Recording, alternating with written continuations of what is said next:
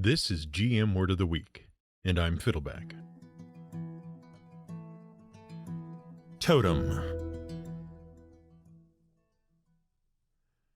Last week we mentioned how we would love to have an assistant here at the Word of the Week.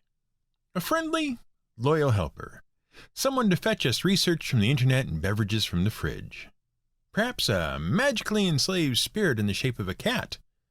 A familiar. After all, we have to research and write and produce and distribute these episodes.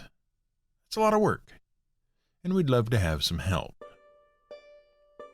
Meanwhile, there's you, the listener of said episodes, who we lead along on these meandering journeys from word to word and idea to idea, guiding you through the historical, mythical, and pop cultural wilderness, and offering you the occasional life lesson.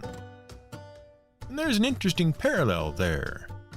See, we want a familiar spirit, and that's a distinctly European idea rooted in classical mythology, as we explained. But you want something different. You want a spirit animal, a magical guide, at one with the world, to guide you and to teach you, and to be your companion. At least, you want a spirit animal in the modern pop cultural conception of a spirit animal. Among certain classes of modern spiritualists, especially on the internet, spirit animals are all the rage, which is why it's hard to find actual useful information about the origin of the concept. The popular view is that there are these spirits who take the form of animals, and they will appear to you in your time of need to guide you through your hardships and teach you important lessons. All you have to do is be open to the idea of a ghost animal appearing in your dreams and offering advice. And follow the advice of whatever spiritual website you happen to be reading. Give it a try, and let us know how it works out for you. Now, we don't mean to cast aspersions on any deeply held beliefs. The problem is that that sort of take on spirit animals isn't really anyone's deeply held belief any more than your newspaper horoscope reflects actual astrology. For more on that, check out our episode on the Zodiac. Point is, most people are distilling that spirit animal thing from what they see as traditional Native American beliefs. And it frankly isn't that simple. Yes, some Native Americans believed, and still believe, in the concept of spirit animals.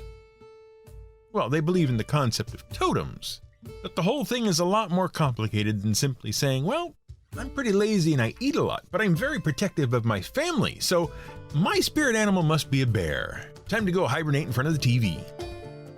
It's a big, sprawling wilderness of many different ideas, legends, and mythologies, and it often gets confused with other ideas, legends, and mythologies, and generalized a lot. The idea of spirit animals is actually pretty common in human cultures across the entire world, especially outside of Europe, though Norse mythology also included aspects of spirit animals. Essentially, the concept of spirit animals comes up in two different classifications of human faith and spirituality. First, there's animism, and second, there's totemism. And while these things seem similar, they have important differences. Let's start with animism. Animism is the belief in anima, and that comes from a Latin word that is generally thought to mean soul or spirit, but it actually refers to a gust of wind. And that wind became associated with breathing, and therefore with living. And so anima became the word for a vital force, a force of life, the thing that animated a living thing, that made it alive. See? Well, it's actually a little more complicated than that, because the Latin word was actually animus. And that came from an older Greek word, which came from an even older words, yada, yada, yada. Now, Latin is one of those languages where nouns have masculine and feminine forms. Actually, that's pretty common. Lots of languages do that, and lots don't. It doesn't matter.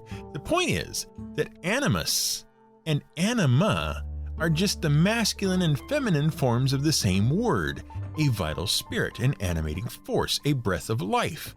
But they became associated with slightly different aspects of that vital force. Basically, the masculine and feminine qualities of the spirit. So the animus was associated with rational thought, courage, desire, which is why animus by the 19th century also meant temper or anger, like animosity. Meanwhile, anima represented the soul, spirit, and emotion. Then came Carl Gustav Jung, a Swiss psychiatrist who founded the School of Analytical Psychology. Remember him? We talked about him back in our dragon episode, because he was very big into symbols and archetypes and the collectivus unbewusstes, the collective unconscious, the collection of symbols and archetypes and concepts that all people share at the heart of their psyches. Well, he had another idea too, a similar idea. Basically, it came down to this. The human psyche is composed of parts that include the traditionally masculine and the traditionally feminine. In men, the masculine side is dominant, and the feminine side is more of an unconscious influence. And the opposite is true in women. In Jung's view, learning to understand and incorporate that unconscious part of your psyche appropriately was part of psychological self-development. He named the feminine unconscious in the masculine psyche the anima, and he named the masculine unconscious in the feminine psyche the animus. But we digress. Animism isn't a faith or mythology in itself. Rather, it's a quality that many faiths and spiritual doctrines share. It's typified by a belief in innumerable spirit beings that share the world with humans and are concerned with human affairs. Animism can include the belief that plants and animals and places and things all have spirits that humans can interact with. But it also includes belief in angels and demons that influence human behavior, for better or for worse. And it also includes the belief that the spirits of one's ancestors can influence one's life. Hence, animism is a quality of various religions and mythologies. It is also extremely common, and very broad, very general. Now, it might seem obvious how animism feeds into a belief in spirit animals, but it doesn't have to. And in fact, the difference between animism and totemism can be most clearly illustrated in one of the most well-known American examples of non-totemism that is mistaken for totemism. We warned you this was going to get confusing, and that's why we're here to guide you. Contrasted with animism is totemism. Totemism is the belief in totems, obviously. But what's a totem? A totem is a species of plant or animal, or some other natural or supernatural phenomenon that has a deep symbolic meaning for a person or social group. Whereas in animism, animals and plants might have actual spirits, in totemism, they could just possess meaningful qualities. Which brings us back to the concept of Jungian archetypes. Recall that Jung said that we basically all, in our minds, associate certain symbols and images and ideas with certain qualities. And because those symbols and ideas are derived from very ancient cultures and values, they're pretty universal. It's as if we all share this collection of unconscious ideas. Collective. Unconscious. See? And there's nothing mystical or magical about it. You know what else is often misunderstood as being mystical or magical? Totems. Spirit animals. And that's entirely due to a translation error. As we mentioned, when you think of spirit animals or totem animals, you probably think of Native American spirituality. The religious beliefs of the people who lived in North America before European explorers showed up. And that's fair enough, for various reasons. But it's also wrong, for several reasons. First, it's important to note that there isn't one set of Native American spiritual beliefs. And that's because there isn't one Native American culture. And to understand the reality of Native American cultural and ethnic diversity, we have to go back a long way. A long way. Longer than you learned in school. See, until the late 1980s, it was believed by most historians and anthropologists that the first Native American people had arrived in North America about 13,000 years ago, by coming across something called a land bridge. Now, a land bridge is a narrow bit of land that connects two larger land masses, like an isthmus. But land bridges are distinct from isthmuses, in that they allowed plants and animals and human cultures to spread from one major landmass to another. Technically, the Isthmus of Panama that connects North and South America is a land bridge. The thing is, though, that the phrase land bridge conjures up an image of a tiny little strip of land. And that's the image you probably got in school of the Bering Land Bridge that stretched from the Chukchi Peninsula in northeastern Russia to Alaska in North America. A thin little highway of land, with ocean waves crashing on either side, across which a tribe of native people wandered from Asia to North America. Well, no. We now know the so-called land bridge was actually huge. It was a giant landmass in its own right, covering the entire Bering Sea and stretching up into the Arctic Ocean. It was about 1,000 miles wide from north to south. Today, historians don't call it the land bridge anymore. They call it Beringia, because a landmass that big deserves a better name.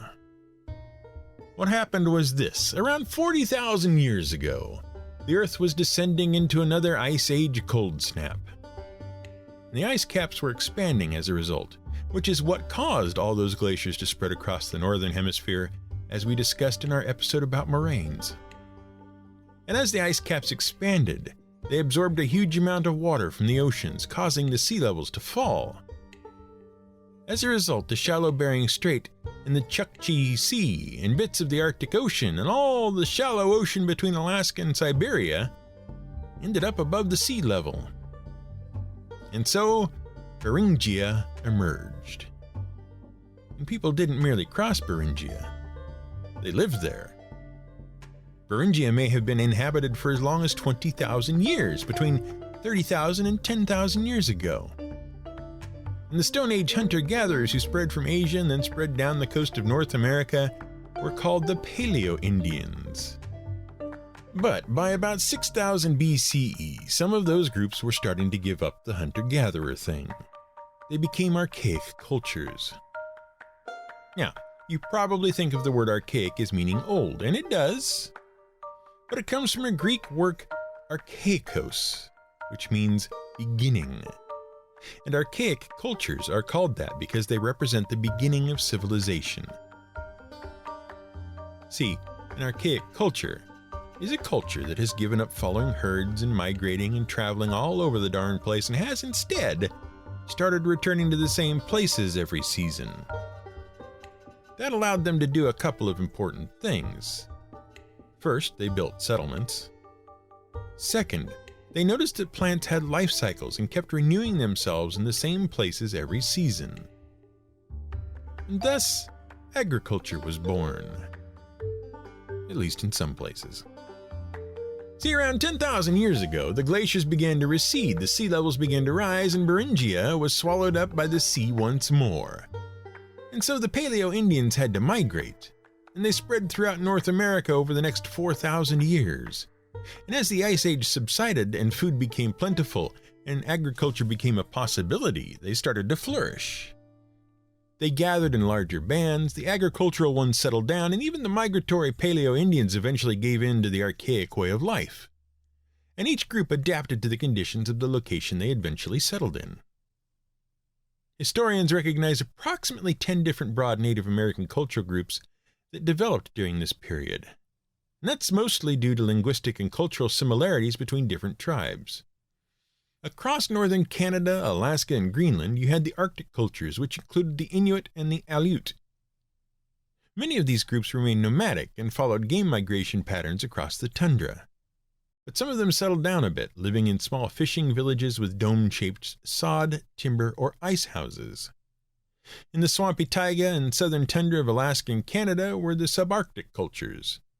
They included the Algonquian-speaking Cree and Ojibwa and the Athabascan-speaking Sateen and Cochin, and they were small, sparse bivouacking groups who lived in easy-to-move tents and lean-tos or underground dugouts.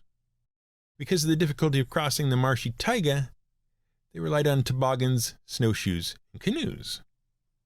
Along the eastern coast of Canada and the eastern coast of the present-day United States, as far south as North Carolina, you had the Northeast Cultural Group, and those included two different linguistic subgroups.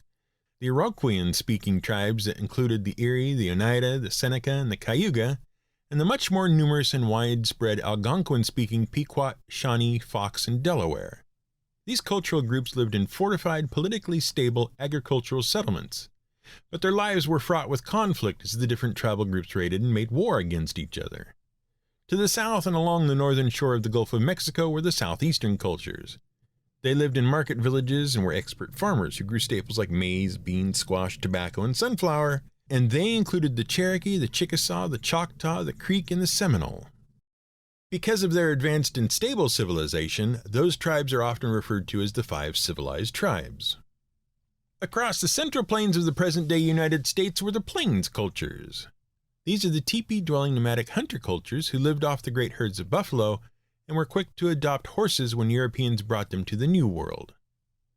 Interestingly, these tribes were more archaic than nomadic before the introduction of horses. They included the Crow, Blackfoot, Cheyenne, and Comanche. Across the southwestern deserts in North America, you had the Southwestern Cultures. They lived in permanent pueblo settlements made of stone and clay called adobe, and farmed corn, beans, and squash. And by the way, the document software company, Adobe, is only called that because they were founded in Palo Alto, California, along the Adobe Creek. The founders named the company after the creek, not the tribe. But we digress.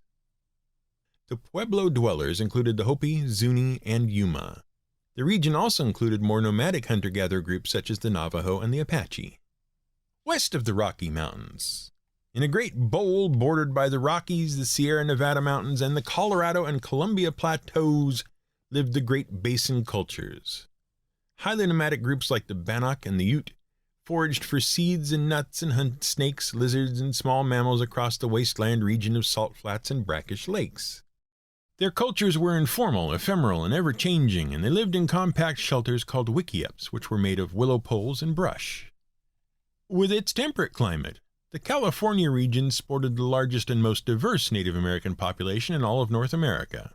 More than 100 tribes and groups lived there and spoke 200 dialects of at least 5 different major languages. Despite their apparent diversity, the California Indians all lived very similar lives to each other. They lived in small, family-based bands that frequently traded and intermarried with each other and coexisted peacefully.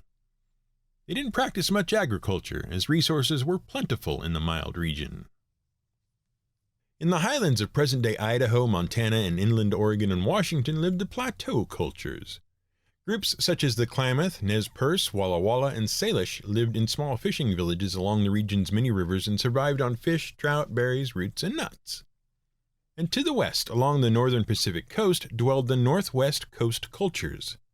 Like the California cultures, the Native Americans of the Chinook, Salish, Tsimshian, and Tlingit benefited from the abundant natural resources and mild climate of the region. And so they built large permanent villages which adopted a rigidly stratified social structure. Social status was extremely important in these villages and was determined by the closeness to the village's chief and to the number of possessions they had. Such status symbol resources might include blankets, shells, skins, canoes, and slaves. These possessions played an important role in the potlatch feast. During a potlatch feast, possessions would be given away or destroyed as a way to demonstrate the possession of wealth. I'm giving away all my stuff. Heck, I'll even destroy it. Who cares? I have so much stuff, I don't have to worry about it. Now, here's where things get interesting. The word totem comes from an Ojibwa word. And in the Ojibwa tradition, they were a subarctic, archaic culture that migrated across Ontario and Manitoba. In the summer, they gathered at fishing sites in small, impermanent villages. During the autumn, they would separate into family groups and disperse into individual hunting areas. And they had these complex rules about family, group, and tribal relationships. And they had a word that signified family relationships that were close enough to forbid marriage: a totemon. Now, the Ojibwa had other traditions as well. A belief in animism unified under a great spirit, for one. and particular family groups wearing animal skins of particular animals to identify themselves. And so a British translator took the word autotomen and derived the word totem. That was around 1790, and he misunderstood totem as a guardian animal spirit rather than two people who wear the same animal skins or symbols because they are related by blood to each other. Whoops. That's not to say some Native Americans and many other groups don't have spirit animal or guardian spirit traditions, just that the word totemism is kind of, well, it's the wrong word for it. And speaking of that, let's mention totem poles, which have very little to do with the misunderstood meaning of totems as spirit animals, and everything to do with totems as important symbolic representations of certain qualities and ideas important to a family group. But weirdly, totem poles also have nothing to do with the Ojibwa and the subarctic native cultures.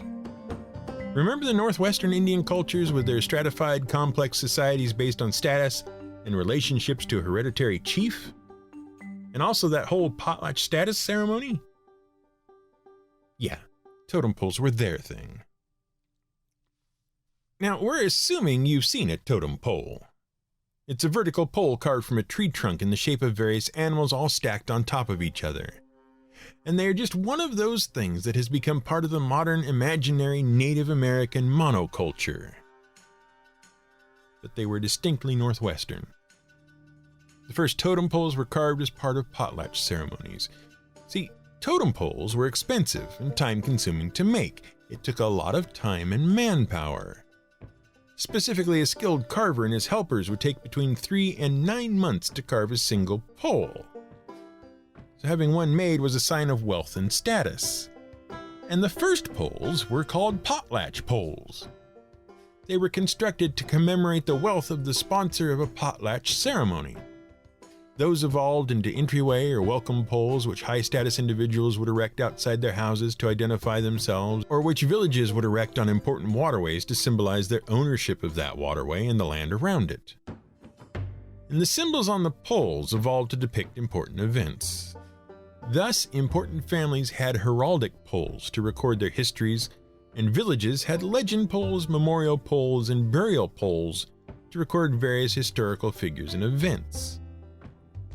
And if you owed someone money, or had committed a crime and that person was wealthy enough, they might erect a shame pole to ridicule you. That showed that they were wealthy enough, and you were shameful enough, that they could waste time and energy having a giant tree trunk elaborately carved just to make fun of you. Over time, an elaborate symbolic language developed for totem poles. Each animal depicted on a totem pole had a specific meaning. Each color also had a meaning. And tribes and families had special animal totems. Even things like position and direction were important. It was all very similar to European heraldry, and served much the same purpose. It was a way for the wealthy and affluent to record their family history and rub it in the faces of those who weren't as great. But we digress. The point we were trying to make was, well, we're not really sure. We sure had a point when we started this. About how we would be your spirit animal, your guide through the wilderness, except that the whole concept of spirit animals and totemism is kind of a tangled mess of different beliefs combined with mistranslations, and it was sort of